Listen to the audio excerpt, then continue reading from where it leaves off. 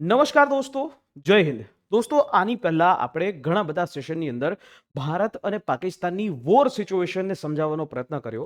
ત્યારે તમે જાણો છો કે પહેલગામની અંદર જે આતંકવાદી હુમલો થયો એના બાદ ભારતનું પાકિસ્તાન તરફી જે અગ્રેસર વલણ જે છે એક એગ્રેશનની અંદર આવ્યું.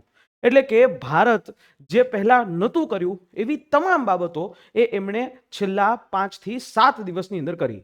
એટલે કે 22 તારીખથી લઈ અને આજે જ્યારે હું વિડીયો શૂટ કરી રહ્યો છું 29 તારીખે, ત્યાં સુધી 29 એપ્રિલ સુધીમાં ઘણા બધા અપ્સ એન્ડ ડાઉન એટલે કે ડેવલપમેન્ટ ભારત અને પાકિસ્તાન વચ્ચેના જે ડિપ્લોમેટિક રિલેશન્સની અંદર ત્યાંથી લઈ અને સિંધુ જળ કરારને તોડી નાખવા સુધીના તમામ પ્રકારના વાત જે છે કરી. પણ હવે જ્યારે જ્યારે ભારત અને પાકિસ્તાન એ બંને દેશો યુદ્ધની પરિસ્થિતિની અંદર છે, ત્યારે એવામાં એક ખૂબ મહત્વના એવા અપડેટ આવી રહ્યા છે. એ વાત ખાસ એ છે કે ભાઈ જ્યારે આ પ્રકારની જે સિચ્યુએશન છે ત્યારે પાકિસ્તાનના આર્મી જનરલ આસિમ મુનીર જે ગાયબ છે એના ઉપર પણ આપણે વાત કરી છે. પણ એની સાથે સાથે કેટલીક બાબતમાં પાકિસ્તાનના જે ડિફેન્સ મિનિસ્ટર છે એ દુનિયાને પોતાનું સ્ટેટમેન્ટ એવું આપી રહ્યા છે કે ભારત અમારી ઉપર સવાર થઈ રહ્યું છે, અમે તો કશું કર્યું જ નથી, એટલે કે બિચારા બને છે. ત્યારે ભારત છે એ દુનિયાના તમામ દેશોના રાજદ્વારીઓને, તમામ દેશોના એમ્બેસેડરોને બોલાવી અને એ ડિપ્લોમેટ્સને બોલાવી અને આ સમગ્ર બાબતનું બ્રીફિંગ કરે છે, માહિતી આપે છે અને કઈ રીતે પાકિસ્તાનની જે સંડોવણી આ હુમલામાં છે એ તમામ પુરાવાઓ દુનિયાની સાથે રાખ્યા. જેની અંદર ઇઝરાયલની વાત કરીએ તો ઇઝરાયલ છે જેણે ખુલ્લો સપોર્ટ કર્યો કે ભારતને જ્યારે જે પણ વસ્તુ જોશે, મિલિટરીથી માંડીને, ઇન્ટેલિજન્સથી માંડીને, મિસાઇલોથી માંડીને, પ્લેનથી માંડીને, બધા માટે અમે લોકો તૈયાર છીએ. ત્યારે રશિયા પણ આપણને ફૂલ સપોર્ટની અંદર વ્લાદિમીર પુતિને પણ વાત કરી છે. પણ આ વાત ખાસ જાણવાની જરૂર છે કે પાકિસ્તાનના જ ડિફેન્સ મિનિસ્ટર છે, બરાબર છે, ખ્વાજા મોહમ્મદ, બરાબર, આ પાકિસ્તાનના ડિફેન્સ મિનિસ્ટર એવી વાત કરે છે કે ભારતે પાકિસ્તાનને પ્રવોક કરે છે, એટલે કે ભારત પાકિસ્તાનને ઉશ્કેરી રહ્યું છે. આમાં આ વસ્તુ કેવું છે કે 100 ચૂહે ખાકે બિલ્લી હજકો ચલી. બરાબર, પોતાના દેશની અંદર આતંકવાદી પ્રવૃત્તિને છાવરવામાં આવે છે, પણ તેમ છતાં વર્લ્ડ મીડિયાની અંદર જ્યારે એ ભૂંડા પડે તો એક્સેપ્ટ કરવું છે નહીં. તો ત્યારે આ સમગ્ર બાબતની અંદર આ ચાલુ જ છે. ત્યારે ભારત સરકાર તરફથી એક નવું ડેવલપમેન્ટ આવે છે. નવું ડેવલપમેન્ટ એવું કંઈક છે કે ભારત જે છે એ હવે પાકિસ્તાન સામે લડવા માટે રફાઇલ ડીલ જે છે એ સાઇન કરી ચૂક્યું છે. હાજી, રફાઇલ.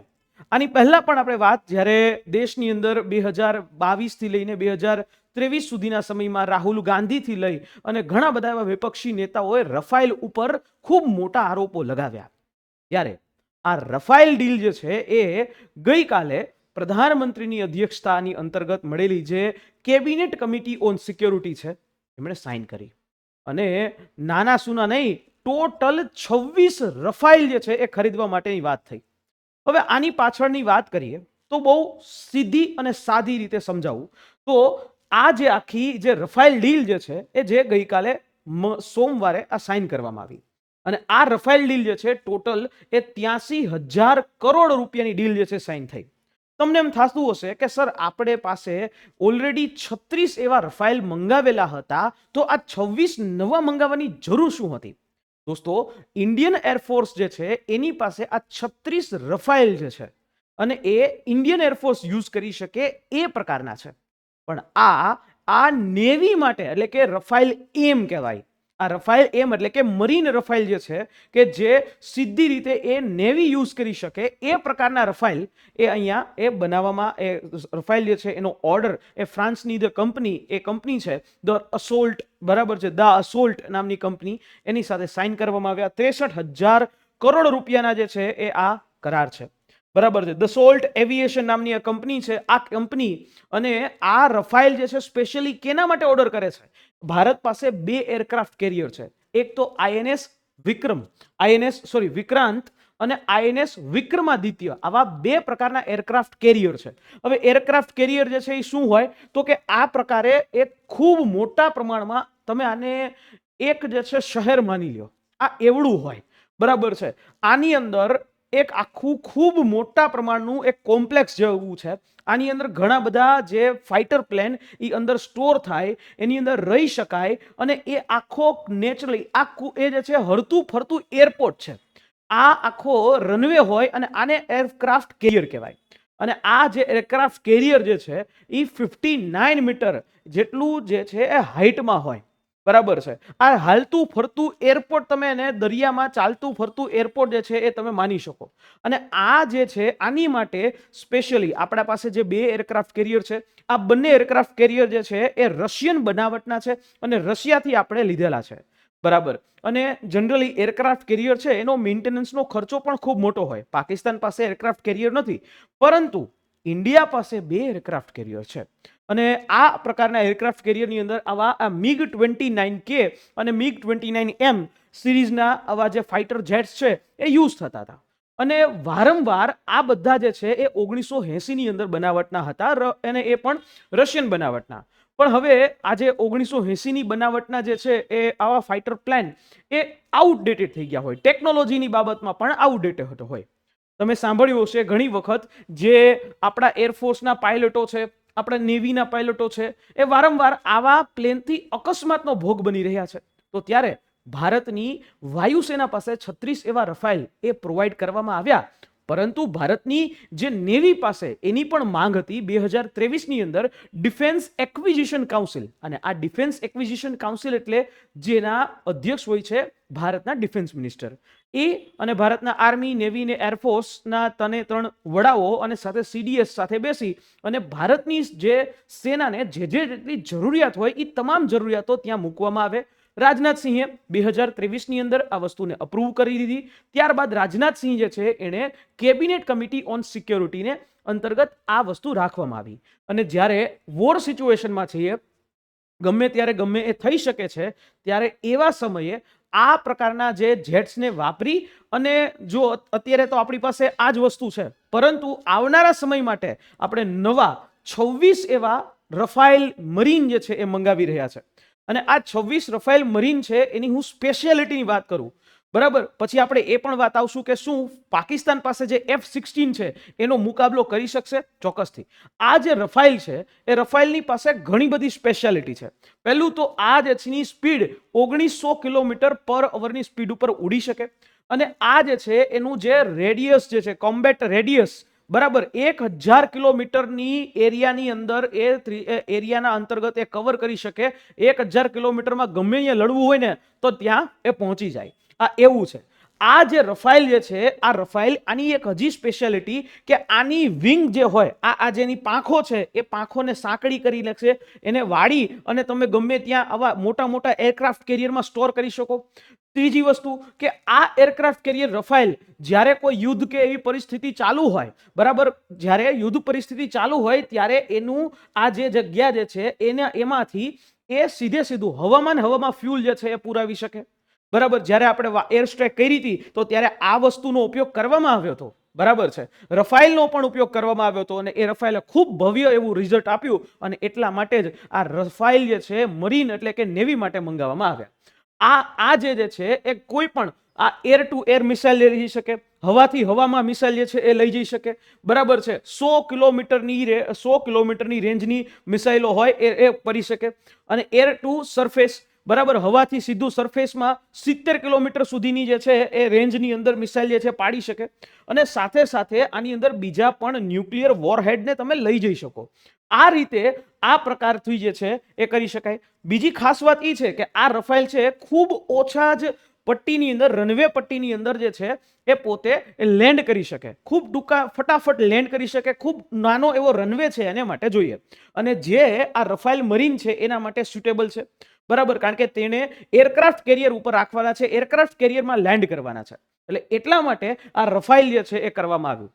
બરાબર. એક તરફી આમાં આપણી પાસે યુએસ નો પણ ઓપ્શન હતો, પણ યુએસ જે છે જેમાં અત્યારે જે ટેરિફ વોર ચાલુ છે, તો ત્યારે ભારતને સૌથી બેસ્ટ ઓપ્શન એ જ લાગ્યો કે ફ્રાન્સના દસોલ્ટ એવિએશન પાસેથી એ આપણે રફાઇલ લઈ લઈએ. બરાબર. પણ હવે પ્રશ્ન ઉભો એ થાય છે કે સાહેબ આ વસ્તુ શું કામ નથી યુઝ કરતા? કારણ કે આ આઉટડેટેડ થઈ ગયું છે. આ વારંવાર અકસ્માત સર્જે છે. અને આની એ પણ એક આગલું વર્ઝન MiG-21, અને MiG-21 જે છે એ પણ આઉટડેટેડ છે. પણ હવે જેમ જેમ સમય જતો જાય એમ આર્મી, નેવી ને એરફોર્સને અત્યાધુનિક હથિયારોની એ ખાસ જરૂરિયાત હોય. બરાબર. અહીંયા આપણે ખાસ એ પણ કમ્પેર કરીએ કે પાકિસ્તાન પાસેના જે ફાઇટર જેટ્સ છે એ શું ભારત સામે ટકી શકે કે ન ટકી શકે. પણ તમારી આ વસ્તુની અંદર સમજવામાં તમે જે સમજો છો અને તમારા જે ઓપિનિયન ચોક્કસથી નીચે કોમેન્ટ બોક્સની અંદર લખજો કે શું પાકિસ્તાન જે છે એના ફાઇટર જેટ્સ ભારત સાથે ટકી શકે કે ન ટકી શકે. પાકિસ્તાની એરફોર્સની વાત કરીએ આપણે તો પાકિસ્તાની એરફોર્સ પાસે કાં તો ચાઇનાની બનાવટના પ્લેન છે, જેટ્સ છે, અને કાં તો જે યુએસની બનાવટના જેટ્સ છે. યુએસની બનાવટના F-16 છે, જ્યારે ચાઇનાની બનાવટની અંતર્ગત એ JF-17 થંડર કહેવામાં આવે. આ પ્રકારના એ આવે છે. આ જે પ્લેનનો ઉપયોગ જે છે એ Pakistan air force, Myanmar air force, Nigerian air force અને અઝરબૈજાન એરફોર્સ છે એ કરતું હોય છે. આ જે પાકિસ્તાન એરફોર્સનો ઉપયોગ કરવામાં આવે છે એના દ્વારા, અને આ પ્લેન છે એ MiG-29 જે છે રેન્જનું આ પ્લેન જેટ્સ જે છે તમે કહી શકો.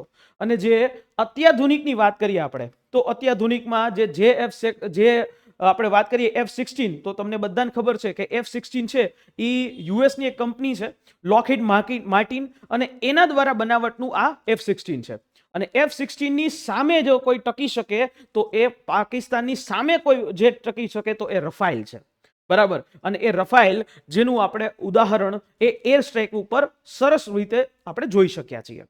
તો ત્યારે હવે જોવાનું એ રહ્યું કે આ આવડી મોટી જે ડીલ થઈ તો એ ડીલ બાદ હવે આની આપણે ડિલિવરી ક્યારે મળશે. કારણ કે અહીંયા તો ટોટલ 26 જેટલા એ જેટ્સ મંગાવ્યા છે, જેમાં 22 જેટ્સ છે એ 22 જે જેટ્સ છે એ સિંગલ સીટેડ હોય, અને જે 4 જેટ્સ છે એ ડબલ સીટેડ હોય, એટલે કે 2 સીટ વાળા.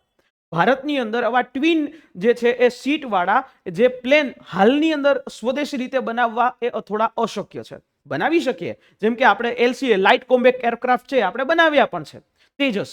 પણ ભારત જે છે એ હવે પછી આ પ્રકારથી આગળ વધે છે કે અત્યારે આપણી તાત્કાલિક જરૂરિયાતને પૂરી કરવા માટે આપણે આ કરી શકીએ. અહીંયા વાત એ છે તો હવે આનું ડિલિવરી ક્યારથી શરૂ થશે? આપણને શું અત્યારે ઓર્ડર કરી દીધો અને ઝોમેટોની જેમ 10 મિનિટમાં ડિલિવર થઈ જશે? નહીં. આની જે ડિલિવરી છે રફાઇલ મરીનની એ આપણને 2028ના મધ્યથી શરૂઆત કરી 2029-30 આવી જશે. બરાબર. ત્યારે આ ટોટલ એ 26 જેટલા આપણને રફાઇલ મરીન મળશે. એટલે હજે કદાચ જો અત્યારે યુદ્ધ થાય તો આપણે અત્યારે જૂના જે M29, Mi-29, MiG-29 કયો એ જ યુઝ કરવાના થાય, એ જ વાપરવાના થાય, અને એરફોર્સના તરફથી, એર સપોર્ટના તરફથી નવા જે 36 જે રફાઇલ આવ્યા એ જ વાપરવાના થાય.